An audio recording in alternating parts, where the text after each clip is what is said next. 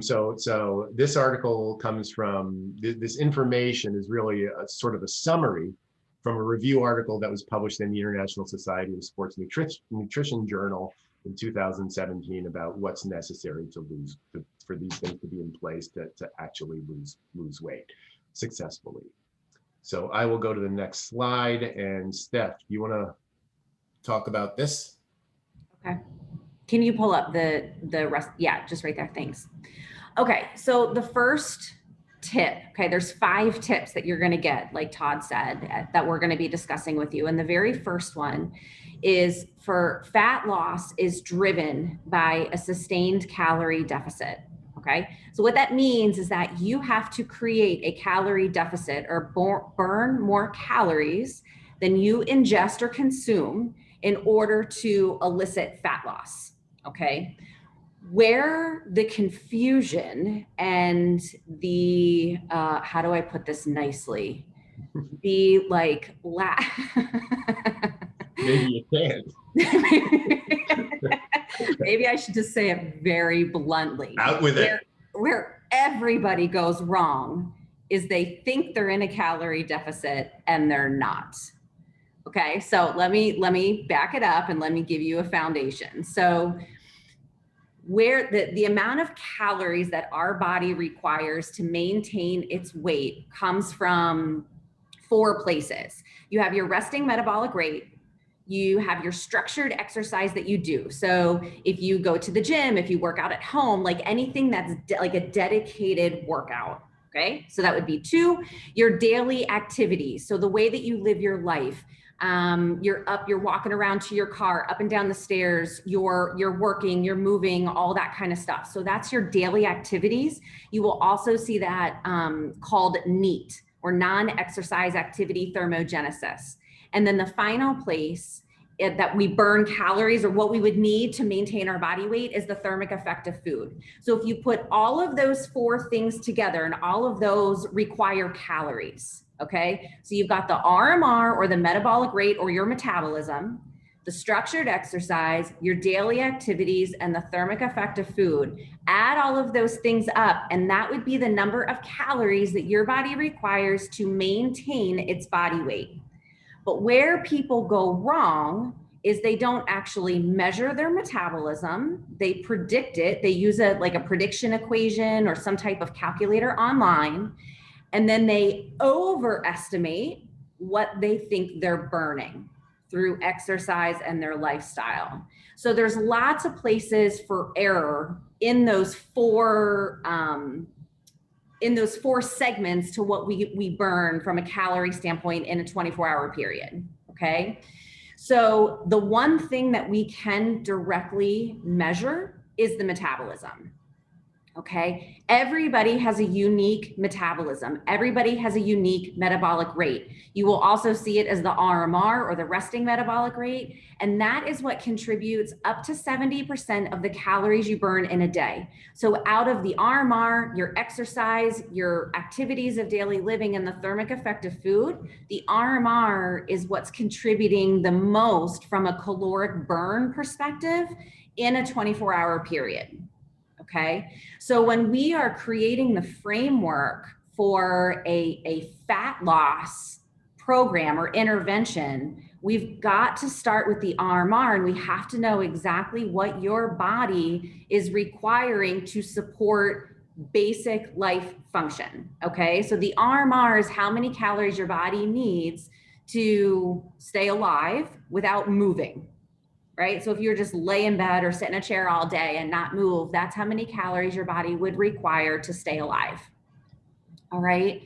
So the RMR is a critical component to understanding what your body needs for basic metabolic function, but then it also gives you a framework to design or create your nutrition plan to change your body composition. Okay, or lose fat or lose weight, whatever it is whatever phrase you want to use. Okay, the RMR is the foundation.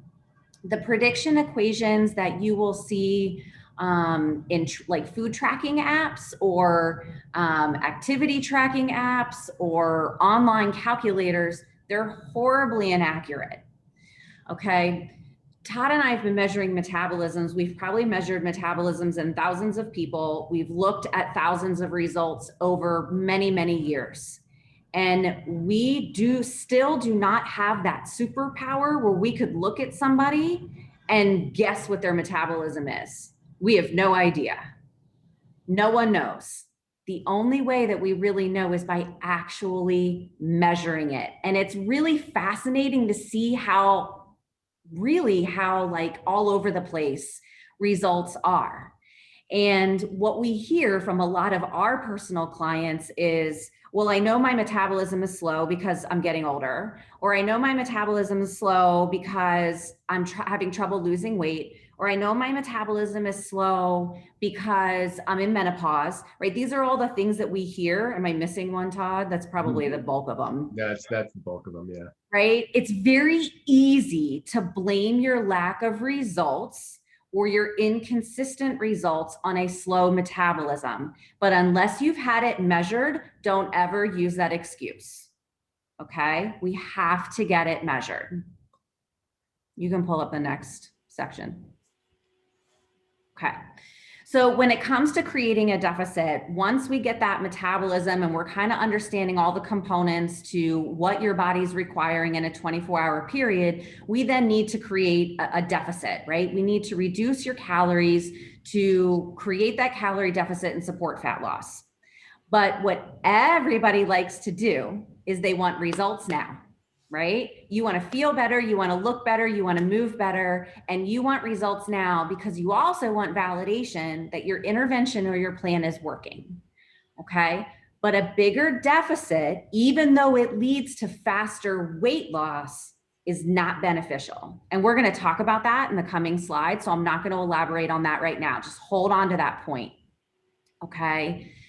So bigger deficit is not better. So you know how when you go to approach like a new program or you're super fired up and you're super motivated to put these plans in place and change your body, you go all in, right? Like you're all in, you're a rule follower, you're going to follow the plan, you're going to do the workouts and you're going to show up. But the problem is that eventually motivation goes down and other things start to find their way into your life. Maybe you're not as consistent with the gym. Maybe you want to have some fun food. Maybe you want to go out to eat. And then you start to have a couple of those fun things. And in a lot of our clients, we experience this we see this black and white thinking. So people then, once they kind of slip up a little bit, they think that they've damaged their progress and they just kind of throw in the towel and just forget about the plan. And then they'll start the plan next week, right? It starts on Monday. Diet starts on Monday.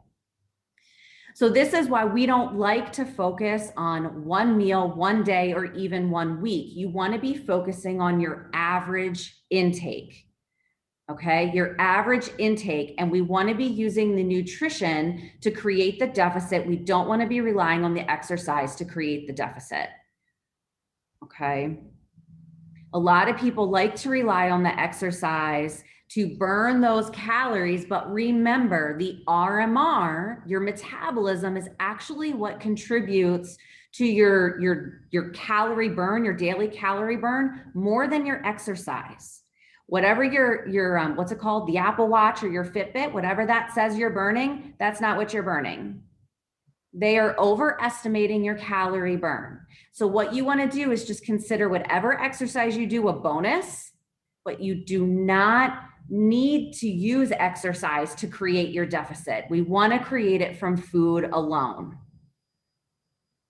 Yeah, if I can make a further comment about that, when we look at exercise research and its effect on weight loss, in the absence of a nutritional intervention, exercise is not good for weight loss. Exercise is good for preventing weight gain, which makes it terribly important. But like Steph said, you should not be doing exercise to try and contribute to the deficit, which is probably, like most people probably will say, would not agree with that, but there's a very good reason why we're telling you to do that, which we're going to talk about next, I believe. Yeah, so just before you move on, just Todd and I like to do a lot of things with math, like with numbers. And for those of you that hate math, I'm sorry, but just follow our logic for a second. So if let's pretend you eat enough calories to support your body weight, okay? And then you're like, well, I'm gonna create the deficit through exercise, okay? So remember, you're not burning as many calories as you think you are. So let's say you burn 300 calories. I'll be generous. Let's say you burn 400 calories in a workout. How easy would it be to eat that back or drink it back? Very easy. Okay. It's very, very easy to do that. All right. It doesn't take much to get 400 calories. So, right. It's super easy. And it also means that you would have to exercise every single day to create that deficit. One of the things with exercise, the adaptation to exercise, is the body wants to learn how to get more efficient. Like, you know, the first time you do exercise, let's say you show up and you do a class, or you go for a run or a walk and you haven't done it in a while, it feels really hard. And then you go to do it again, it feels a little easier. And then you do it again and it's a little easier. That is your body learning how to adapt to that exercise and become more efficient, which means it's good for your heart. It's horrible for calorie burn. Because like Todd just said, exercise is not a great activity or thing to rely on to create your deficit for fat loss, because the body is ultimately going to learn how to conserve its fuel, which means it won't burn as much during exercise over time. The more you do it, the fewer calories you're going to burn.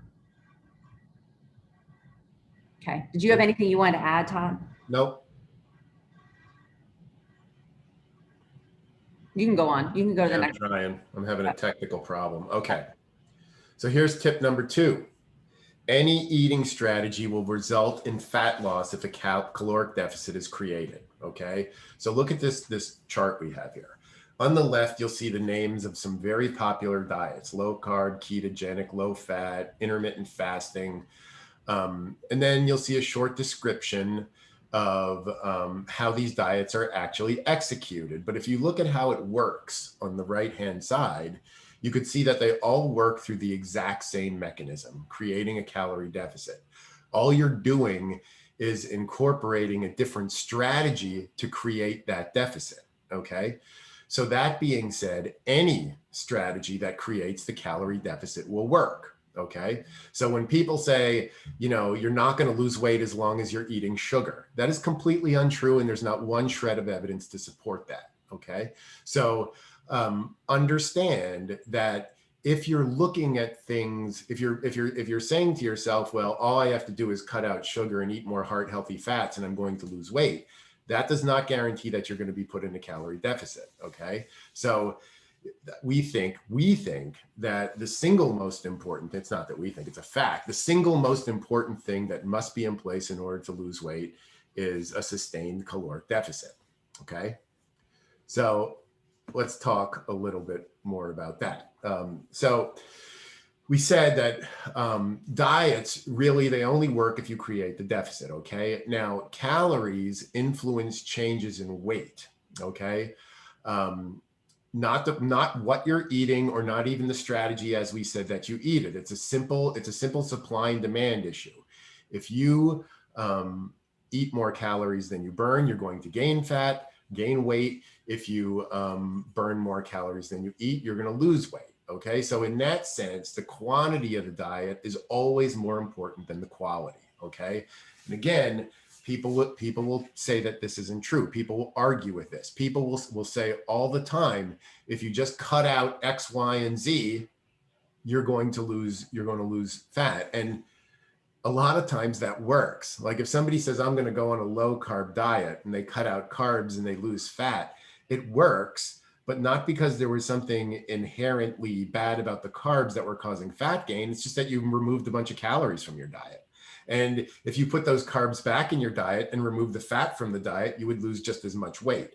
And that's been shown that when calories are held constant between like a low fat versus a low carb diet, the weight loss is exactly the same. So the thing that is critically important is the calories. So the first thing you should worry about is the quantity of what you're eating, and then worry about the quality. Steph, do you have anything to add to that? Yeah, so I just want to piggyback on that just a little bit. It's very easy and it's very good to be considering what you're putting into your body. Okay. We are not dismissing the notion that food quality matters. It does matter for certain things, but when it comes to weight loss, it doesn't. It has absolutely no influence whatsoever. Yet, like Todd said, people will remove certain things because they're demonized, either in their own head, in their family, in the media, like sugar or bread, or heaven forbid you have dairy because that inhibits fat burning too, right? These are all the things that you hear, or you have to go vegan. There's always going to be a fad that comes up that is going to emotionally suck you in. But have you guys been paying attention to all the TV commercials that have been on, and how, like the popular diet programs, they'll say like, oh, well, this program worked for this person the first time. That needs to be like alarm bells going off in your head, because if it worked for them the first time, they should not have to be doing it again. Okay. You are really designing your intervention to be your lifestyle. So, whatever it is, and we're going to talk about this more in a little bit, but try not to get sucked into the fad concept or the notion that certain things are going to inhibit your fat loss because of what you've heard. Most of what you hear is wrong. Okay. It just is. And like Todd said, we are not giving you our opinion. We're giving you everything that science has taught us. Okay. So if your personal opinion is, I don't feel good when I eat bread, then don't eat it. But if your opinion is, I don't think I should eat bread because it's keeping me fat or it's making me not lose fat, that's wrong. You're attaching, what am I trying to say, Todd? You know what I'm trying to say? You're attaching the success to the type of food rather than the amount of food. Yeah. Try not to do that. It's very easy for this process to be emotional, because it is. It's personal to you. And you want to change your body and you want to be healthier. But you've got to stay objective and really look at everything as unemotionally as you can. So when you're looking at food, don't get sucked into, I should be eating avocados because they're healthy fat. One avocado has 250 calories. One slice of bread has 80 calories. Do the math. Which one's going to put you in a deficit? The bread. Okay. So again, I'm not trying to pick on any one particular thing. It's just an example. It's very easy to want to put all these healthy things in your body, especially healthy fats. Well, fat is the most concentrated source of energy you can put into your body. It has a lot of calories in a very small volume. So just be aware of those choices so that you can, again, stay as objective and work at it from a math perspective, numbers. All right, I think I'm done my rant. Okay.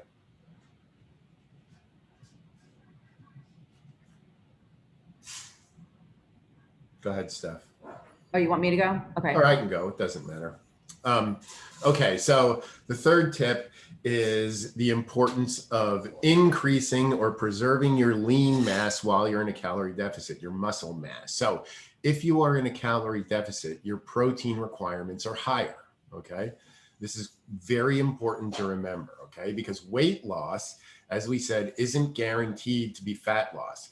Calories dictate how much weight you lose. So if you don't care about what you put in your body, and all you care about is making sure you're in a calorie deficit, eating less, okay? That means you will lose weight. However, that doesn't really dictate where the weight comes from, okay? So when we lose weight, we want to make sure that the weight that we're losing comes from fat. That requires something more than simply creating a calorie deficit, okay? So here we can see that The body compartments here are fat mass, lean mass, and bone, and muscle mass has about 70% water in it, and fat has no water in it. Okay, so when we, let's say we take on an eating strategy that incorporates low carbohydrate dieting, okay? Carbohydrates are, they like water, they're hydrophilic. So where carbohydrate goes, water is going to follow it. And carbohydrates, one of the places carbohydrate is stored in the body is in muscle, in your lean mass. So if you cut out carbs, you're going to burn off all the carbs that are stored in the muscle. And as a result of that, all the water that's in that muscle is going to go away too, and the muscle is going to get lighter. So if you do that, if you look at your whole body muscle, you cut out carbs, you're going to lose a lot of weight. People who go on the ketogenic diet, for example, you could lose up to 10 pounds in the first week. Virtually none of it is fat, because all you're doing is manipulating the carbohydrate content of the muscle, okay? So we want to make sure that when somebody gets on a scale, or when they get on a DEXA or an InBody to measure their body composition, that we know that that weight is coming from fat. That requires the correct amount of protein, fat, and carbohydrate in the diet, your macros, your macronutrients. So if we look at the recommended daily allowance for protein, now this is the RDA for protein is 0.8 grams per kilogram of body weight. We think that this is terribly low. Most people in the nutrition world think this is low. Steph, didn't they just change this, or are they in the process of changing the RDA for protein, or is that my imagination? We've been in the process of changing the RDA for protein for like 10 years now. Okay, well, all right. I thought they were closer than that, though. Like, I thought it was actually going to happen. Maybe not. We'll see. Okay. So anyway, when you're in a calorie deficit, the protein requirement is higher. Okay. Bigger deficits have a greater need for protein. Okay. And also remember that the primary goal here, as we lose weight, is to protect the muscle mass. We want the muscle mass to either stay the same or go up, so that all the weight loss comes from fat. And when we design this right, a lot of times what happens is you have simultaneous growth in protein with simultaneous losses in fat. And if you were just getting on the scale, these changes may be very difficult to see. If you lose 5 pounds of fat but gain 5 pounds of muscle, your overall weight doesn't change, but your percent body fat has fallen significantly. Okay, and that's the importance of measured body composition. So this is why we have this last point that says you must monitor the muscle mass through regular body composition testing, not just getting on the scale. The other thing that we will say is, if you are somebody who does weight training, which we would agree with in order to preserve that muscle mass, weight training requires a higher intake of protein as well, even if you're not in a calorie deficit. So when you're in a calorie deficit and you're weight training, then your protein needs are even higher, okay? So you have to keep in mind that when you take up most sort of commercial weight loss programs, they're really just low calorie options, especially if you're like going and buying like pre-made food, like Weight Watchers or Jenny Craig or something like that. Those things are relatively low protein, relatively low fat, relatively low carb. They're relatively low everything because they're low calorie, okay? But they are not balanced optimally. They don't provide enough protein to be able to hold on to your muscle mass during weight loss, okay? And if you're the weight loss industry, think about this from a marketing perspective.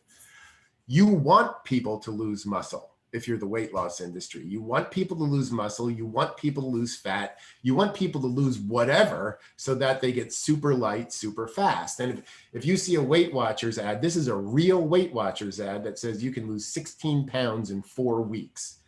There is no way, it is not possible to lose 16 pounds of fat in 4 weeks. That's not possible, okay?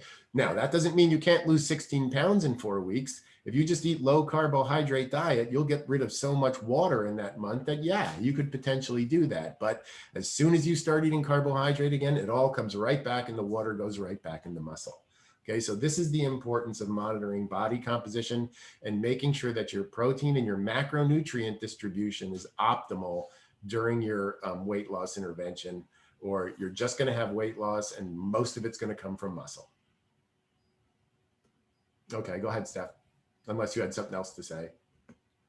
Yeah, I did, but I can't remember. It's okay. There you go. Do you want me to go No, back? I don't remember what it is. Okay. Okay, so your fourth tip is you have to prevent metabolic adaptation. So remember, the metabolism contributes up to 70% of the calories you need in a 24-hour period. It is dependent upon your weight.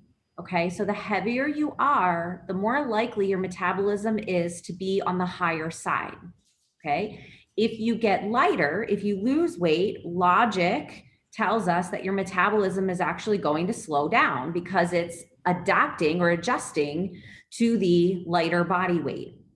Metabolic adaptation is when the metabolism slows abnormally, that's not going to sound right, if it slows down faster than we expect it to, okay, during weight loss.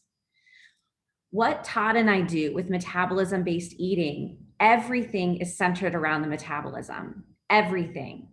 Our goal is to protect that metabolism as much as possible. Our goal is to get you to eat more as you get lighter, instead of eating less as you get lighter. And that's part of what we have really fine-tuned over the last few years in terms of the strategy and the implementation. Okay. If you don't protect your metabolism, if you say, I just need to get this weight off of me, you do a bunch of cardio, you create huge calorie deficits. Remember what we said, bigger deficits are not good. Even though the weight comes off faster, the message to the body is, hold up, what is this person doing? They're losing fat too rapidly or losing weight too rapidly, which usually includes muscle mass.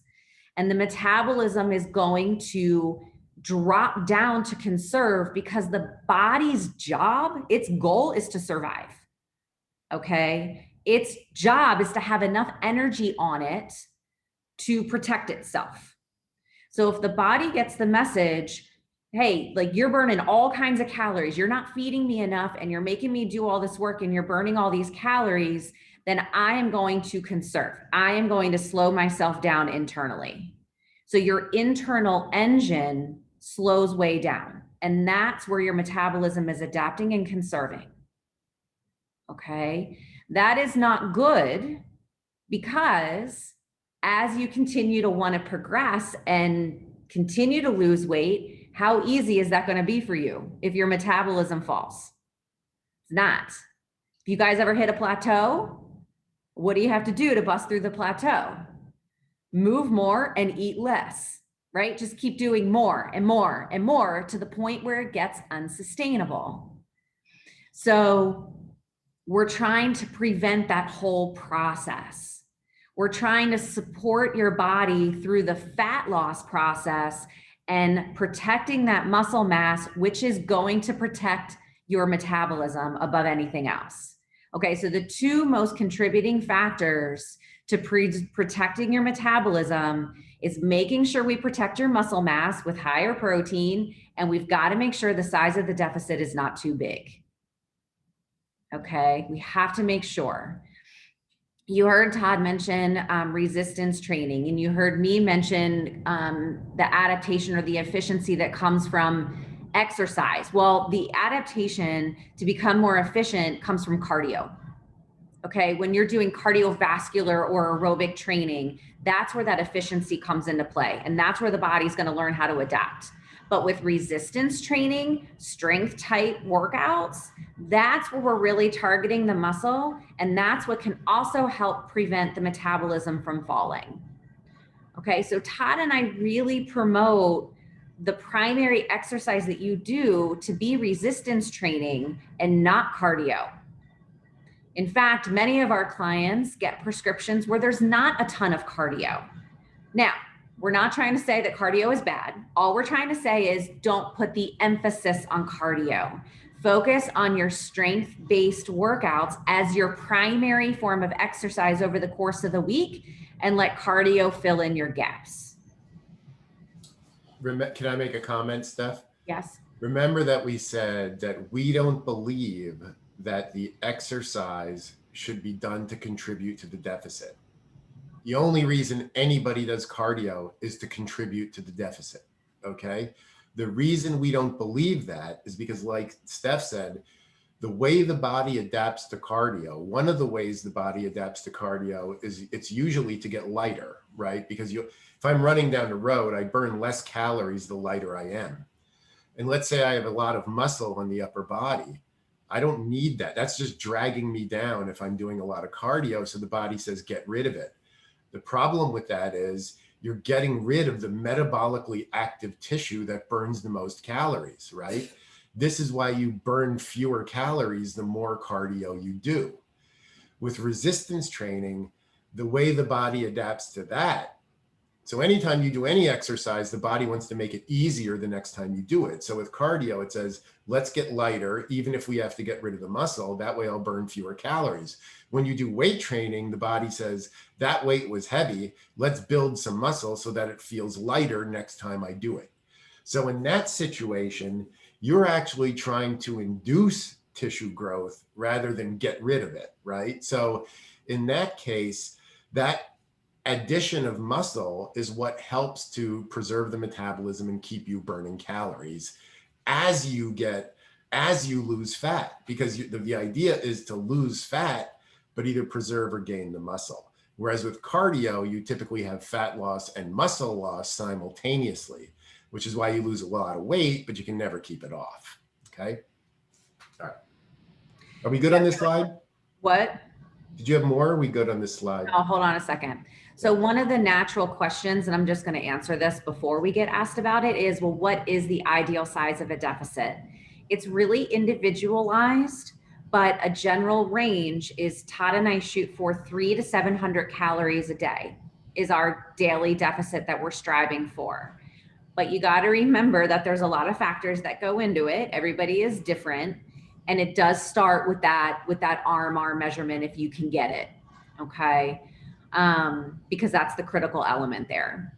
But there, I just wanted to put those numbers out there because inevitably someone would ask. Yeah, and we're not saying that everybody should have a deficit somewhere between 300 and 700. What we're saying is some people's RMR will be high enough that it will allow them to get away with a 700 calorie deficit, and other people's metabolisms will be low that they won't be able to get away with that, and that's why those deficits will fall on the lower end.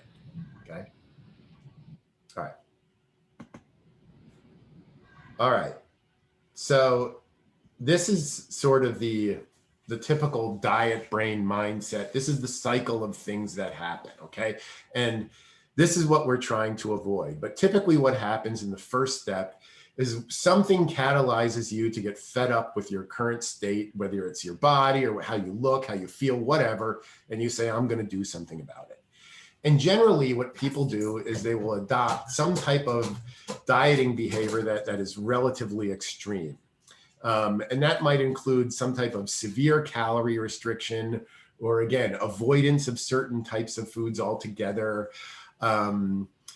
excessive exercise, things like that, food philosophies like paleo or vegan or something like that. I'm sure many of you have seen that documentary, The Game Changers, right? So many people change the way they eat and switch to a vegan diet just because of that movie. So those are what we would call philosophical types of approaches to weight loss. Generally, those things work temporarily. So you lose some weight. You know, step 3 is you lose a bunch of weight because of this extreme behavior that you do in step 2. But then eventually you realize that, you know, what I'm doing, it's just too extreme. And this is the major complaint that people have with the ketogenic diet, is that they just can't avoid carbs forever. Okay. And then as soon as they get off of that extreme behavior, whatever it is, their weight starts to come right back. And that's step 5, weight regain occurs. And ultimately, you'll either gain more fat than when you started, but ultimately you'll eventually get sick of being over fat again, and then you'll go back to taking up what you did in step 1. Okay, so this is the typical diet cycle. Okay, and in the next slide, Steph, do you have anything to say about this before we go to the next slide? No, all I'm going to say is, so Todd and I really like to focus on the mindset. So metabolism-based eating it's an intervention, right? It's a strategy based on science. But if your mindset isn't in an appropriate place to actually implement and follow the plan logically and objectively, then it's going to be very difficult for you. So we bring this up because this type of approach, I mean, we usually hear from almost every single one of our clients, some version of this story. So maybe this resonates with you. And we like to talk about this because we understand. We've heard it all. We've heard it all. And what we're trying to do is stop the dieting cycle. We are not fans of diets. We don't like hearing about the torture people put themselves through, both mentally and physically, just to change their body, because we know it's not going to last. So what we're really passionate about is trying to help every single person implement this lifestyle that, hey, by the way, let's take a whole bunch of fat off and let's keep your muscle on and let's keep your metabolism fired up too, because those things are all awesome, right? So that's why we talk about this. We're not trying to like make fun of anything or pick on anything. It's more of trying to be empathetic to each person's story and struggle. Yeah, the other reason we like to put this up here and talk about it is because the more you go through this cycle, the more times this happens where you lose weight and then regain it, the more your metabolism looks at that as a red flag, and the more difficult that weight loss becomes with repeated dieting cycles, right? And you do this long enough and you get to the point, because we've had clients like this that come in and say, you know, all the things that I used to do that resulted in weight loss no longer work. Nothing works, right? And it doesn't work because your metabolism has adapted to this roller coaster of weight loss, weight gain, weight loss, weight gain. The body hates that, okay? And it's going to do anything it can eventually to try and keep your metabolism and your weight somewhat stable, despite whatever efforts you are putting in. So the best way to avoid that situation is to get off this up and down roller coaster as soon as possible. Yeah, another visual for you before we move on is and we heard a researcher describe it this way, is every diet cycle you go through, your metabolism gets kind of stretched out, right? It doesn't work as efficiently because it's adapting to the environment. And so it's like a slinky getting stretched out. So, you know, when you get a slinky, especially like the metal ones, and they're nice and new out of the package and they're all nice and tight and stuff, and then you stretch it and you pull it apart and you pull it apart. And the more times you do that, the less likely you are to get it back together. That's a damage to metabolism. So every dieting attempt, you're stretching your slinky. Okay. We want your internal slinky, which is your metabolism, as tightly wound and as fired up as we can get it. Right. And Okay? you can expand the slinky and contract the slinky as many times you want, as long as you don't stretch it too far. Right. We don't You want to stretch it too far and then it never goes back together. Okay. Right. So that's what you're trying. And when we say, think of stretching it too far as having a deficit over 700 or a deficit. Too big of a deficit. Lots of cardio, crazy dieting cycles. You're stretching your slinky. That should be a hashtag. Don't stretch your slinky. Okay. Go ahead, Steph. Okay. So this is our fifth and final tip, and it is probably the most important one. Your fat loss strategy must be something you can do forever. This is actually published in research. We are not making this up. Okay. Yet we have lots and lots and lots of client stories to back it up. All right. So successful weight loss is not just taking the weight off. You got to maintain it. If you're not maintaining it, it wasn't successful. Okay. And anybody can lose weight. Really, people are really good at losing weight. They are not good at maintaining it because they haven't figured out how to work around the metabolism. All right. So we need you thinking long-term from the beginning, from the start. You need to be thinking about, how do I want to live my life? What foods do I want to be eating? What foods can I live without? what behaviors do make me feel good? What behaviors support my metabolism? What behaviors make me miserable that I don't really need? If you haven't picked up on it, Todd and I hate cardio. It makes us miserable, and we've seen so many people be miserable. Now, if you love cardio, keep doing it. Just make sure you have some strength in there. But essentially, the phrase that we use that we need you to remember is that it's actually fast loss is not fat loss. I actually just threw the weight loss in there. I don't know why I did that. But what are you doing? Oh, you're changing it? I'm fixing it for you. Oh, God, you're ridiculous. Okay, fast loss is not fat loss. So one of the mistakes that we see people make is they step on the scale and they automatically assume that any change in their weight is connected to their fat mass. Weight goes up, I gained fat. Weight goes down, I lost fat. That is wrong. You don't know what you're losing unless you're measuring it with a higher end body composition assessment. Home scales are not high end. Do not rely on them. Todd has a home scale that tells him he's the same body fat percentage no matter what he weighs. No matter what his body fat percentage is, it gives him the same result every single time. Okay? So do not spend money on those. Don't invest your time into those. Do not even step on a scale. We tell people to not even step on a scale. If you do step on a scale, track the number objectively, okay? Now, coming back to your thinking.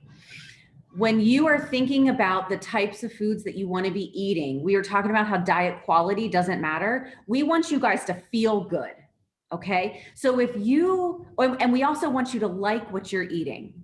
So we've had so many clients tell us, pizza is my favorite food. And we'll say, well, when was the last time you had it? I don't know, like 8 years ago.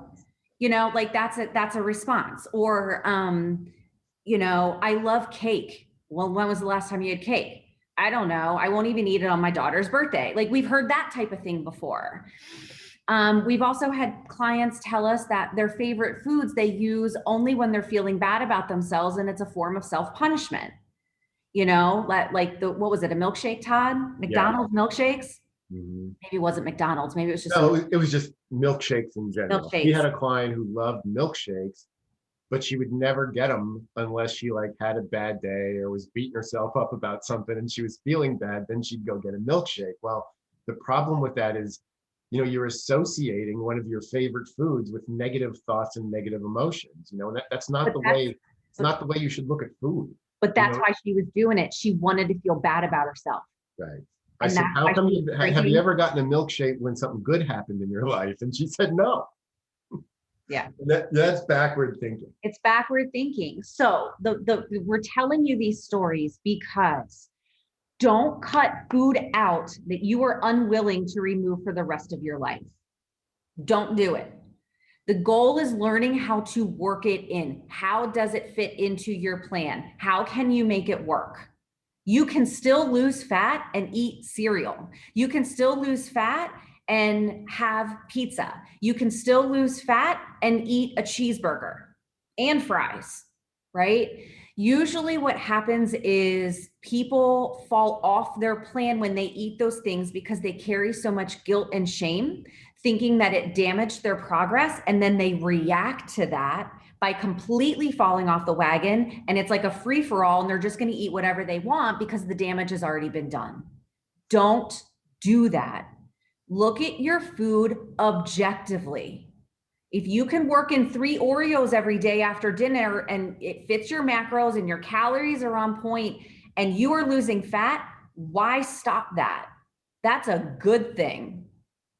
Okay. So think long-term from the beginning. And this is the hard part because guess what? Fat loss is slow. There is nothing that anybody can do to speed it up. There is no fat loss magic fairy. What? Can I just add to that real quick? So one day I was bored, so I calculated with realistic a good rate of fat loss that we would approve of, that we would think is a good healthy rate of fat loss is about 3 ounces per day.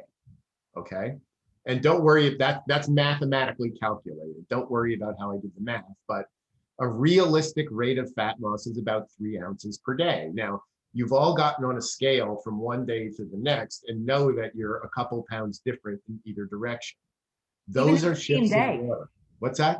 Even in the same day. Even in the same day. My weight can fluctuate 3 pounds in one day. Right. Those are shifts in water. Mm-hmm. And if your weight's fluctuating 3 pounds, but your fat's only fluctuating 3 ounces, you could be losing fat, have a day that's on the high end because of water retention. And you're going to say, oh, I gained 2 pounds because I ate a piece of pizza yesterday. And you're going to fall off the wagon. Okay. So mathematically, you cannot gain weight. You can't gain fat that fast, and you can't lose fat that fast. Okay. You can't eat a piece of pizza that weighs 9 ounces and say, I gained 2 pounds of fat from eating this pizza, right? The math doesn't work. Now that doesn't mean that the sodium that's in the pizza can't draw water and cause water retention that makes you heavier, but you have to understand that is not fat gain. And when you see the scale drop 3 pounds, that's not fat loss. That's a change in water. This is where the body composition measurements come in, okay? It keeps you out of your head, and it helps you see where your body compartments are shifting. All right, you can bring up the bottom part. Okay, so don't make your diet complicated. Don't adopt crazy strategies just to elicit a result. It is common for clients to ask us, or people to think they need to fast. They need to carb cycle. They can't eat sugar. They need to do a detox or a cleanse. If you believe in that, or you follow that from a religious perspective, then that is fine. But there is no need to do that from a science perspective to improve your body composition. Okay? None of that is necessary. None of it. If you eat enough fiber and you drink enough water, your gut is nice and cleansed. I promise you. Okay? It's nice and cleansed. So is your liver. So there is no need to do anything complicated like that. If you want to do something like intermittent fasting, if you want to adopt one of these diet strategies, like plant-based, like lower carb, because it optimizes you, it makes you perform the best in the gym, it makes you have a lot of energy, it makes your brain function at the highest level that it can, then that is fine. That's what works for you. There is individuality for anybody's diet and food choices, okay? But the overarching concepts are really try to think not just today, because of what you want, you need to be thinking a year, 5 years, 20 years from now.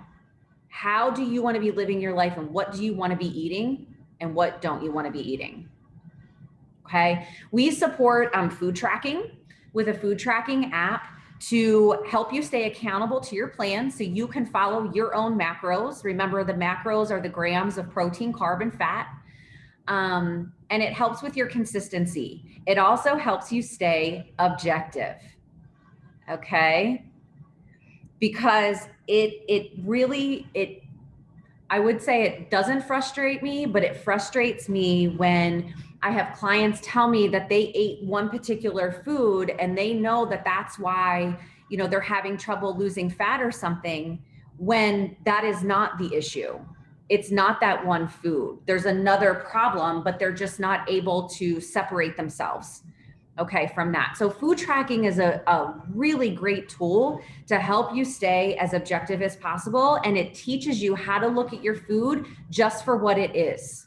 Food provides nutrition, certain nutrients, calories, carbs, fat, protein, sodium, your minerals, all that stuff, okay? But what matters for fat loss are the macros. That's all that matters, okay? And if you eat in a calorie deficit, then your blood sugar is going to be optimized. Your blood pressure is going to come down. Your inflammatory markers are going to come down because you are eating in a calorie deficit and you're supporting fat loss. That in and of itself will improve every single biomarker you can possibly measure, every single one. So if you're concerned about that, you don't have to put any other additional strategy in place. All you have to do is eat in a calorie deficit on ideally a metabolism-based eating plan. Okay. The thing that we say, the strategy you adopt for weight loss is going to be the same exact strategy you will follow to maintain that loss. Do you understand now why fad diets don't work? A fad diet's just to get the result. You have no intention of following that fad diet to maintain the result. I'll just go back to the way that I'm eating once I reach my goal weight. That is problematic thinking. If you catch yourself thinking that, shift, reframe it in your brain. Okay. Be thinking, how do I want to be maintaining my weight loss? And those are the things we're going to put in place now. Anything you wanted to add, Todd? We could talk about this forever, but it's going to go over. So I just think we should move on and see if anybody has any, just to take a few minutes for questions. Okay. So here is our contact information, and here's Julie's contact information, as well as ours over here. But if anybody has any questions for us, please throw them up in the chat box. We'll take a few of them. Yeah, we don't want to keep you over by too long. And if nobody has any. Yeah, that's okay too. So your point of contact is Julie for metabolism-based eating strategies. Okay, Julie has the capacity to measure metabolisms and to measure body composition. Those are the two things, those are the two methods of assessment Todd and I require for metabolism-based eating, because we have very specific goals. We have very specific interventions for you. And the only way that you can get customized nutrition is measuring those two things. Okay, so the body composition assessments, I'll just put this out there. We like to see them every 4 to 6 weeks, ideally. Okay, metabolisms typically only need to be measured once a year, unless something comes up. There might be an issue where we might need to remeasure it again, but in general, it's just about once a year. All right. I don't think anybody has any questions. Yeah, I don't see any. I'm going to stop sharing here. Okay. And I guess that's it. So I'm going to stop recording this too. Hey, Julie, is there anything you wanted to say before we stopped recording it? No, if you guys want to text or call, you can and inquire about any additional thoughts you might have or questions. It's 703-723-2799. You can text or call that number as well as the email that was up. Okay, if that's it. Well, then thanks everybody for taking the time to listen to us. 34 people on here, 35 were on here. That's really good. So great. Thanks for the good turnout.